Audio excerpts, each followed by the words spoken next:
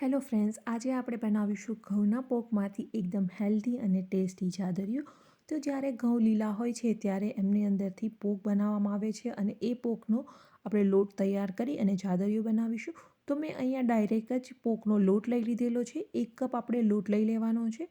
તો જ્યારે પણ તમે જાદરિયું બનાવો ત્યારે એમનું પરફેક્ટ મેજરમેન્ટ ખૂબ જ જરૂરી છે. તો 1 કપ આપણે પોકનો લોટ લઈ લઈશું. આ રીતનો દરદરો આપણે લોટ લેવાનો છે.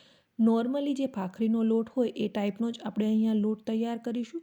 હવે એમાં 1/4 કપ જેટલું દૂધ એડ કરી દેવાનું છે. આપણે અહીંયા ધાબો આપવાનો છે. તો નોર્મલી જ્યારે આપણે મોહનથાળ બનાવતા હોઈએ ત્યારે ધાબો આપીએ એ રીતે, અને 2 ચમચી ઘી લીધું છે. તો દૂધ અહીંયા તમારે નોર્મલી રૂમ ટેમ્પરેચરવાળું લેવાનું છે. જો ઠંડુ દૂધ હોય તો થોડું ગરમ કરી લેવાનું છે. વધારે ગરમ દૂધ અહીંયા નથી લેવાનું. હવે બધી વસ્તુને આપણે મિક્સ કરી લઈશું, જેનાથી આપણું દૂધ અને લોટ છે એકદમ સરસ રીતે મિક્સ થઈ જાય. આ રીતે ધાબો દેવાથી આપણું જાદરિયું એકદમ સરસ સોફ્ટ બનશે.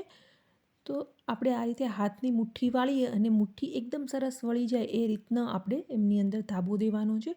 હવે હાથની મદદથી પ્રેસ કરી અને લગભગ 15 મિનિટ માટે રાખી મૂકીશું. જો તમારી પાસે વધારે ટાઈમ ના હોય તો તમે 5 થી 6 મિનિટ માટે પણ રાખી શકો છો. તો અહીંયા મેં 15 મિનિટ માટે આ રીતે લોટને રાખી મૂક્યો છે. હવે 15 મિનિટ પછી આપણે લોટને ચાળી લેવાનો છે. તો આ રીતે લોટ ચાળવાની જે ચાળણી હોય છે એ મેં લીધી છે. લોટને આપણે એમની અંદર ચાળી લેવાનો છે, જેનાથી એમની અંદર કોઈ પણ ગઠ્ઠા ના રહે. અહીંયા તમે મિક્સર જારની અંદર પણ ક્રશ કરી શકો છો. જો તમે મિક્સર જારની અંદર આ રીતે લોટ ક્રશ કરતા હોય, મિક્સર જારમાં લોટને તમારે ક્રશ કરતી વખતે પ્લસ મોડનો યુઝ કરવાનો છે. નોર્મલી આપણે જે મિક્સર ચલાવીએ એ રીતે તમે ક્રશ કરશો તો આપણા લોટ અને દૂધ છે એ વધારે મિક્સ થઈ જશે અને આપણો લોટ છે એ આ રીતનો છૂટો નહીં બને. તો આ રીતનું તમને સજેશન આપું છું કે તમે પ્લસ મોડનો યુઝ કરો. અધરવાઇઝ તમે આ રીતે ચાળણીની મદદથી ચાળીને પણ લોટ લઈ શકો છો. તો અહીંયા બધા જ લોટને આપણે એક વખત ચાળી લઈશું. તો એ પહેલાં જો તમે ચેનલને સબસ્ક્રાઈબ નથી કરી તો સબસ્ક્રાઈબ કરી લો અને બાજુમાં રહેલા બેલ આઇકન પર ક્લિક કરી દો, જેનાથી તમને ડેઇલી નોટિફિકેશન મળતી રહે.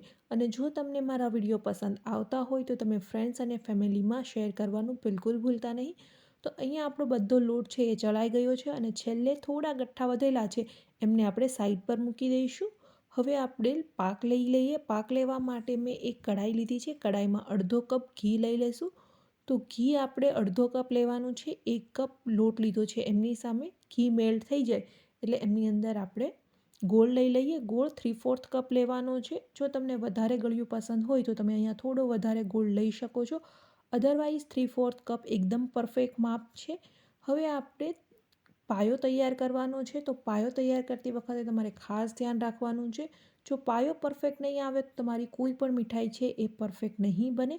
ગેસની ફ્લેમને આપણે મીડિયમ રાખી અને મીડિયમ ફ્લેમ પર ગોળને મેલ્ટ કરી લઈશું.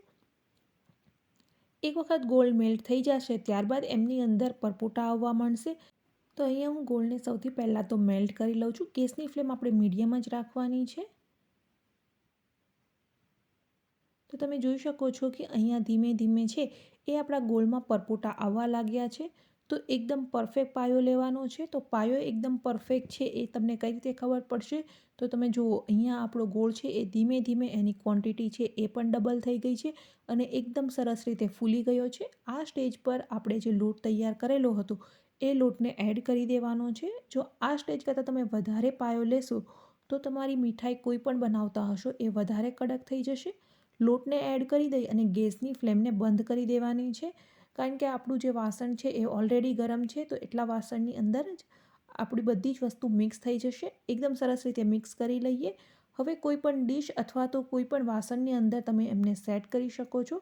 તો મેં અહીંયા આ રીતનું એક નાનું બોક્સ લઈ લીધું છે. એ બોક્સમાં મેં પહેલેથી જ પેપર લખી દીધેલું છે. તો બેકિંગ પેપર અથવા તો પાર્ચમેન્ટ પેપર હોય એ તમે લઈ શકો છો, જેનાથી ડિમોલ્ડ કરતી વખતે ખૂબ જ ઇઝી રહેશે. હવે આપણું જે જાદરિયું છે એમને સેટ કરી લઈએ. જો તમારી પાસે આ રીતે બોક્સ ના હોય તો તમે ડીશમાં પણ એમને સેટ કરી શકો છો. એક વખત સેટ થઈ જાય ત્યારબાદ ચમચીની મદદથી આપણે એમની જે સપાટી છે એમને એકદમ સીધી કરી લેવાની છે અને એ પછી લગભગ 2 થી 3 મિનિટ માટે સેટ થવા દઈશું. વધારે ઠંડો પણ નથી થવા દેવાનો. જો વધારે ઠંડો થઈ જશે તો ખાવાની મજા નહીં આવે. આ જાદરિયું છે એ ગરમ ગરમ ખાવાની ખૂબ જ મજા આવે છે.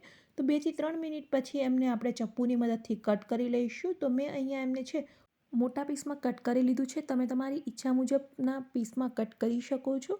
ગરમા ગરમ ખાવાની ખૂબ જ મજા આવે છે. તો એક વખત આ જાદરિયું તમે જરૂરથી બનાવજો.